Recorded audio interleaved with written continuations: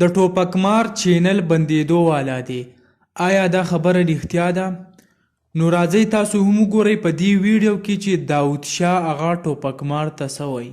زه شکر دی چې دا خبر خو دته ورسېدو، دی خو دومره پوه شو په ځان باندې چې د ده دغې غټ چینل ته خطره ده، ځکه چې د ده چینل مونږه ټارګېټ کړی دی او انشاءالله ډېر زر به د دې ریزلټ تاسو له مخامخ راشي.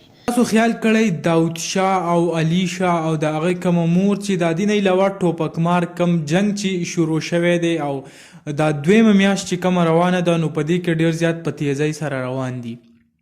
خو اوس چې کوم دی داود شاه دعوه کوي چې د ټوپکمار کم چینل چې دی ټوپکمار چې کوم د داود شاه د حیثیت چې کوم دی او د هغو کم پټ رازونه هغه چې په کومه ویډیو کې مخې ته راوړه، د هغې نه پس بیا داود شاه چې کوم دی هغه هم ویډیو جوړه کړه او په هغه ویډیو کې هغه هم ټوپکمار ته ډېرې دمکیانې ورکړي او پکې دا هم ویلی شو چې د ټوپکمار کم چینل چې دی هغه مونږ کوشش شروع کړلی او دا به بندو.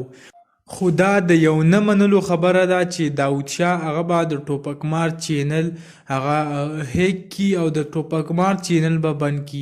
نو دا یو د نه منلو خبره ده. بل طرف ته که موږ وګورو نو زمونږ کم ټول سپورټ کم زمونږ د ټولو پښتنو سپورټ چې دی هغه هم د ټوپکمار سره دی، ځکه چې پښتانه چې دی هغه دا قسمه کم فحاشي چې دیو شروع کړله هغه نه سپورټ کوي. هغه که زمونږ د پښتونخوا کم یوټیوبر دی دې نه علاوه نور کم عوام چې دي نو هغه دا فحاشیانې او دا قسمه ډانسونه او دیو چې دا څه شروع کړي نو هغه نه خوښوي.